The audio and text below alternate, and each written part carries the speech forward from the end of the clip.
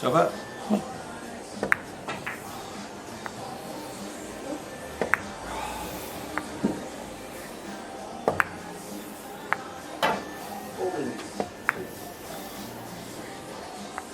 Je le fais encore, tu vois que je veux dire. C'est ça ce que tu expliques. Regarde, j'ai fait 5, hein.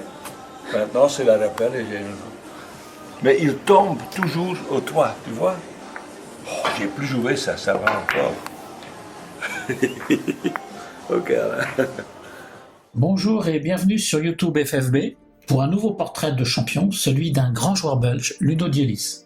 Le film sera diffusé sous la forme d'une série de 5 épisodes d'environ 15 minutes chacun. Mais pourquoi Ludo Dielis, me direz-vous? Il est belge. Oui, c'est vrai, il est belge, flamand, et même de la région d'Anvers.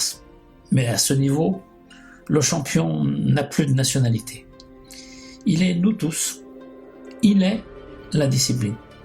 Ceux qui l'ont vu jouer au sommet de son art de 1964 à 1989 me comprendront, et les plus jeunes vont découvrir un homme d'exception et comment on forge une carrière face à une concurrence féroce dont le leader n'est autre que Raymond Koelmans.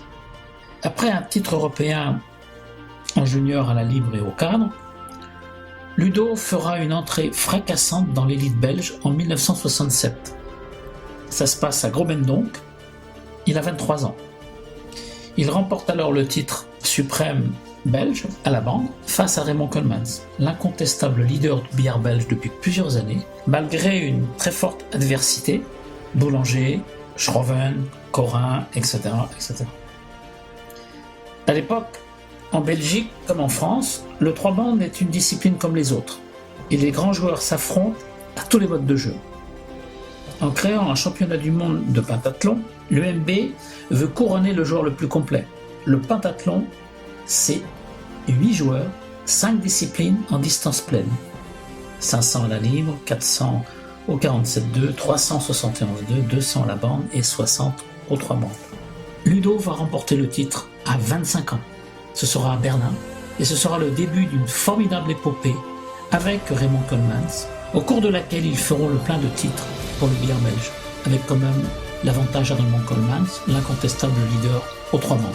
Ludo est très fort au jeu de table. Il détient d'ailleurs toujours le record du monde de la série au 47-2 avec 2010.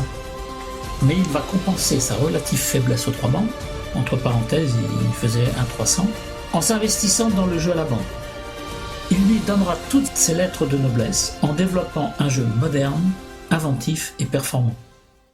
Il sera le premier à 20 de moyenne générale en championnat de Belgique. Il faudra attendre Frédéric Caudreau 20 ans plus tard pour dépasser ses performances. Enfin, et pour conclure cette préface, j'avais 2 raisons supplémentaires de lui faire un film. Il parle bien français et il est sympathique. Merci Ludo pour ton énorme apport au billard carambole et pour l'exemplarité de ta carrière. Et maintenant, place au film.